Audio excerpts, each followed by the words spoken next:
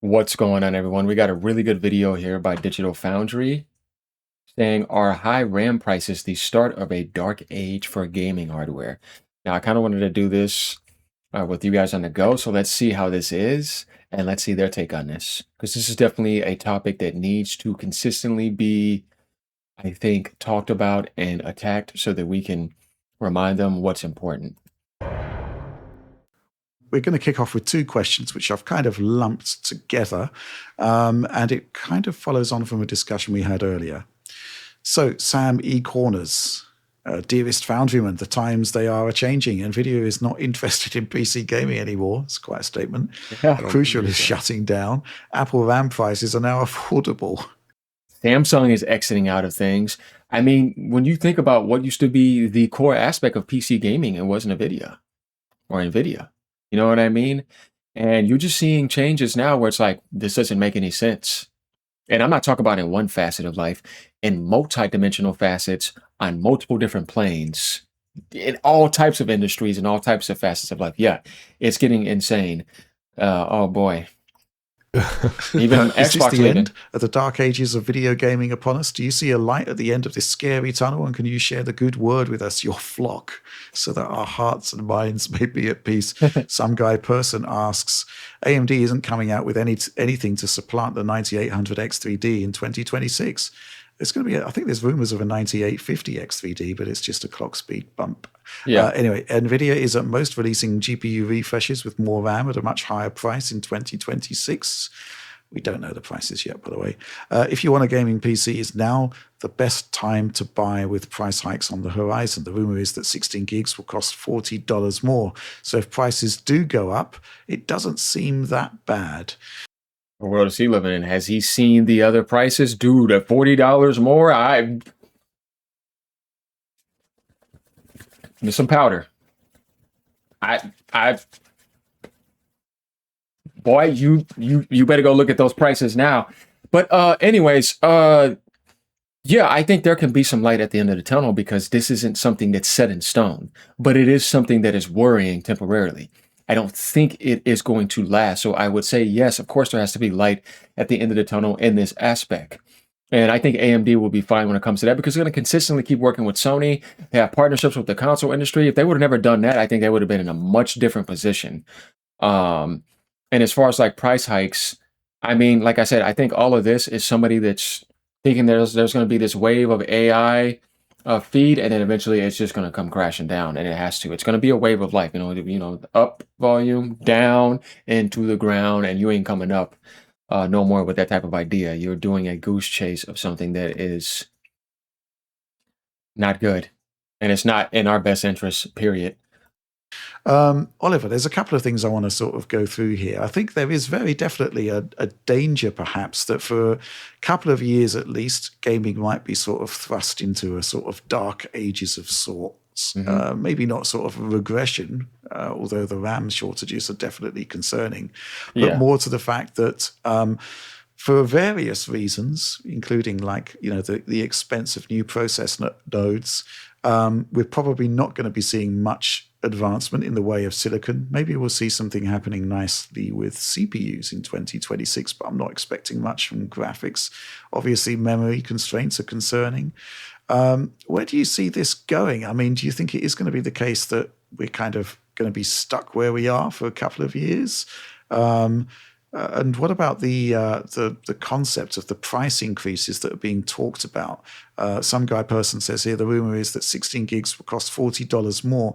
So if prices do go up, that doesn't seem so bad. I mean, I guess that kind of makes sense for the here and now, but what about the future? I also think it's worth pointing out that the extreme price hikes that we've kind of seen for memory are kind of like the retail market and not the sort of commodity prices that are negotiated. But even so, the direction of travel is only in one direction, and that's up, right?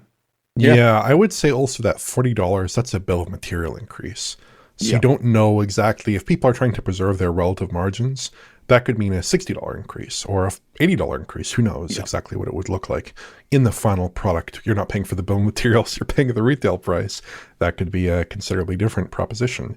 But I think in general, there's definitely a lot of stasis with architectures, there's a lot of stasis in GPUs. I think we're expecting next generation GPU architectures probably not for a couple of years, probably not until 2027 at the current rate. We're probably not looking at gigantic advances in CPUs either. I mean, the 9850X3D is rumored, and the 9950X3D2, bit of a mouthful. Yes. I think that's also rumored with the dual 3D cache. I don't know that there's quite as good sourcing on that one as there is for the 9850X3D, because I think the 9850X3D just leaked from AMD's website, right? So yes, it's it did. Basically a done deal there. But I think if you have a need, definitely buy now, or even if you're thinking about 2026, buying in 2026, I think you should buy now, because I can't predict the future, but I can predict that prices are not going to be lower in 6 months than they are now. Exactly. That's why, I think this holiday rush should be the most important rush to get ahead. So when that dark cloud comes, remember, it's only going to be for 2 years, 3 if it gets so insane. I hope not. I think 2 at most. And even if then, you're getting something now that's going to be lasting you easily 4.5 to 5 years. Some people will even have things longer, 6, 7 years. You know what I mean? But if you even think about 4 to 5 years, that's easily enough. Even if you put $20 to the side per week, I mean, that's nothing. You know what I mean? You're going to be fine to get something that you want in the future. And you may even have more pay raise, or who the hell knows with the AI taking things. And I don't know. But the thing is that right now definitely is the best time to get whatever you need. PlayStation's still on sale. Nintendo has that bundle. PC parts are going to be probably the most reasonable for now until it starts to get insane. And it's already doing that. So yeah, I mean, even if you have to put it on a 12, 24 month plan, you can do that at Best Buy. You can do that at other places. I would say go ahead and do it. Just to be safe. And like I said, you can pay that off over time rather than, I got enough money now and then they're asking for this. Oh my God, I would have been better off getting it at that time. Yeah, you would have. So it's not about even guessing. It's about, like you said, it's not going to get cheaper. So if you know that, then now is the time. Unless you already have something really good. I went ahead and got mine out the way, I'll just give you guys a little bit of a sneak peek. And I didn't have to pay much. Actually, I got back $100 because some losers did me a favor. But look, guys, I got a 24-core Intel Ultra 9 processor. Yeah, that's right. I got a good amount of VRAM. This thing can go up to 64 gigabytes. Obviously, I can put 32 more up in here. And I have a 5070. So, yeah, I got DLSS 4 and all that going. You see that? Well, you guys can't see that. Actually, I would have to pull it up in the video, but yeah, I have a 5070. So yeah, I mean, I'm pretty good. So if you intend to buy, might as well buy now. I think AMD, there's some rumors that AMD is telling their partners they might increase CPU trade costs as well. Leave it alone! So there's some significant cost increases in other areas of the industry as well, potentially coming. If you have hardware that you like now, though, don't go out rushing to buy new stuff just because you're worried about price hikes. But if you have a genuine need for new hardware, I think now is a sensible time to buy, unless there's something on the horizon that you see coming that you really want. But at the moment, I'm not really seeing that product that would be super compelling and super price effective that you'd want to have in 2026 necessarily. Yeah, interesting. So, John, we've actually got an extra question on this. I mean, a lot of the questions we had this week were about the whole memory and AI crunch that we're experiencing at the moment. Anna Ray asks, "Hiya, DF crew! Exclamation point! Given the crazy stuff happening with RAM prices, how will PS6 and the next Xbox navigate this in the future? Will we see meager improvements to the amount of RAM next generation consoles get? And if so, how will this affect games made for the next generation, as well as PC hardware? And what amount of RAM is enough?" Thanks for. It's actually a really good question. I think VRAM 16 should be fine, but maybe they might do more. But considering the way things are, I don't think Sony really has to worry about this. Because I think by the time things fix, they're going to start doing a lot of manufacturing. I do not see, because of this too, PlayStation 6 till 2028 late, and I think that will be the most reasonable thing. I don't even know if Microsoft will continue with the Magnus the way they are with the way things are going. And if anything, Magnus minimum is going to be late 2027 with the way this market is working. And they're already moving some of their production over to Vietnam ahead of time, which is actually smart if they want to consider doing an official handheld and continuing the Magnus and manufacturing PC parts, because it's going to be PC parts. It's not a console.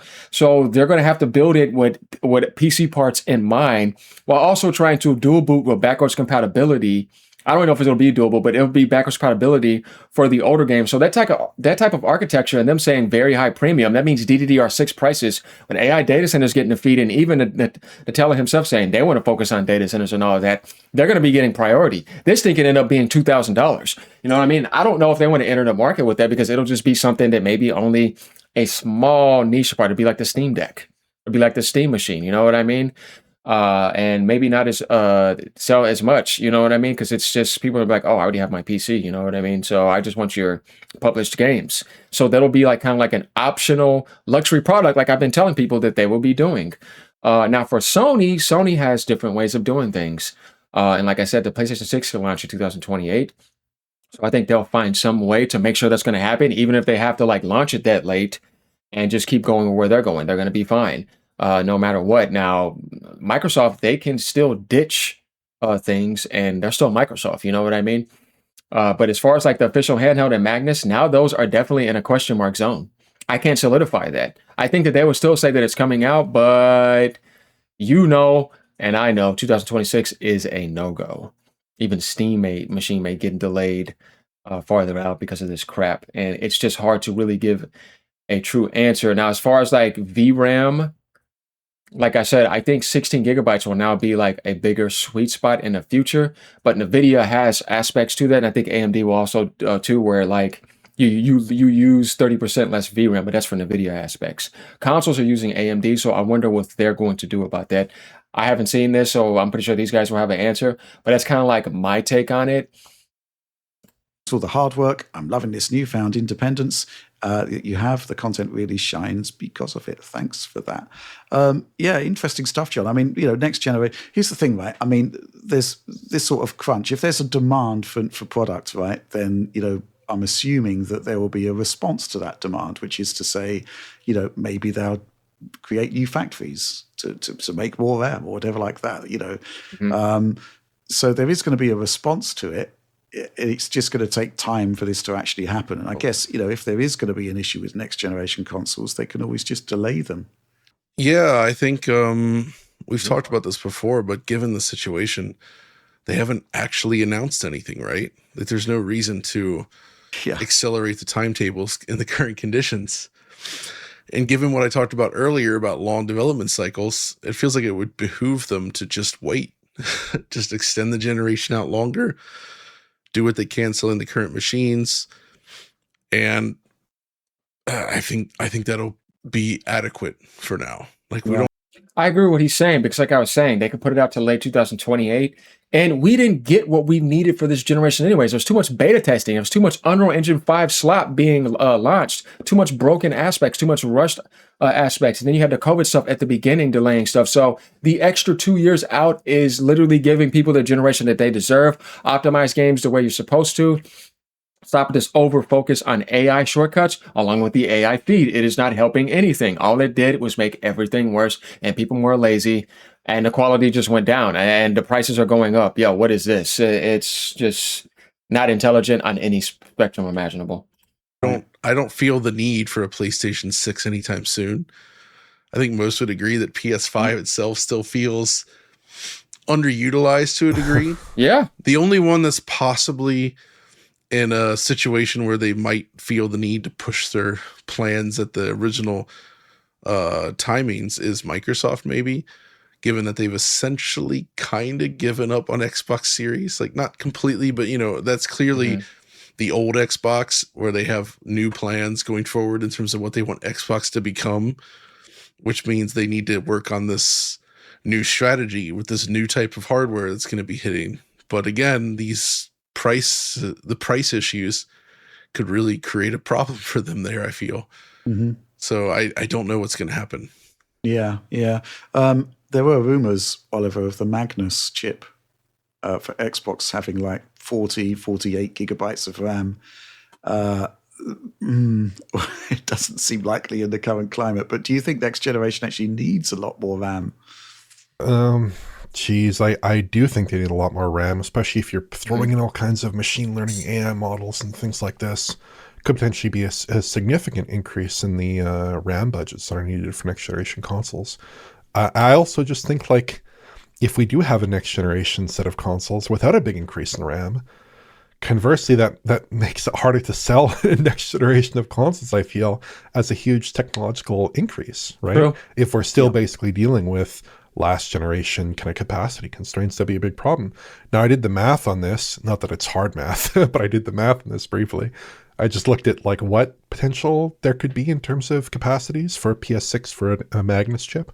Like you said, Magnus, we think it's a 192-bit bus. So there you could conceivably have like 18 gigabytes or 24 gigabytes or 36 gigabytes. 36 gigabytes is what was rumored by Kepler L2, I believe, but 40 gigabytes would also be a possibility. On the PlayStation side, with a 160-bit bus, they could do 15 gigabytes, 20 gigabytes, or 30 gigabytes, with 30 gigabytes being rumored. So I think like on the PS6, if they were to go from 30 gigs, which is rumored, to 20 gigs, I think that would really suck. I wish they would just bite the bullet and give us a more expansive next generation division at the expense of cost. But I could totally see it just not being viable if indeed we're looking at the bill of materials in a year and a half or so, and RAM is like twice or three times as expensive as it is currently. If that's the situation, that's not a viable console, really, is it? Yeah, No. certainly a lot of uncertainty going forward. And the fact that the platform holders, Microsoft, Sony, are to a certain extent, presumably kind of powerless to do too much about it. Now, I'm going to assume that there are going to be certain projects where they would have already secured the inventory that they need at certain prices that they need Hopefully, it to be. But obviously, console generations are just getting longer and longer, and these machines need to persist for longer and longer. So it's really important to get the obviously to get those contracts sorted out for as long as possible, but also to make the machine as long, to have as much longevity as possible as well. It's going to be super, super tricky, and maybe the solution there is simply to wait. I kind of do feel as though the current generation consoles have got the fundamentals right. I mean, a lot of the issues that we had with the prior generation have been completely I won't say completely solved, but certainly mitigated. I mean, we've got a decent enough CPU this time around. Is showing its age a bit, that's for sure. Yeah, for sure. Leave the CPUs alone. Do not, dude. I mean, at this point, it's like you're just being greedy and manipulating. And this is where we really have to decide what we want to support. But yeah, I mean, they're already doing a 10% increase on the GPUs over at AMD.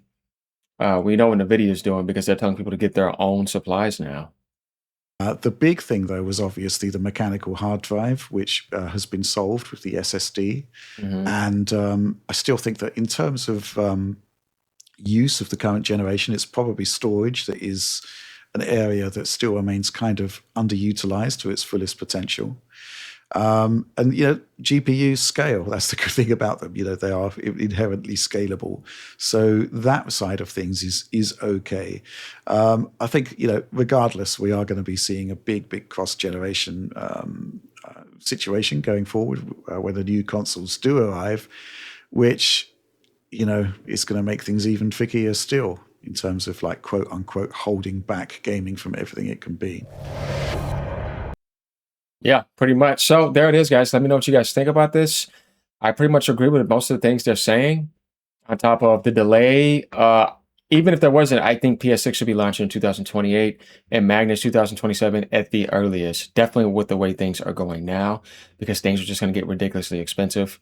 And if you're trying to manufacture ahead of time, you need to buy up all those ahead of time. So they'll still be paying for that much, and they'll try to charge you more in the future because they had to pay that much for that supply. Which is why I don't think any of them should be coming into a while and finish out this generation with GTA and all that other stuff and see what you can do and get your manufacturing bases moved out of China. So yeah, there we have it. Later, y'all. Peace out. Just had to keep this going.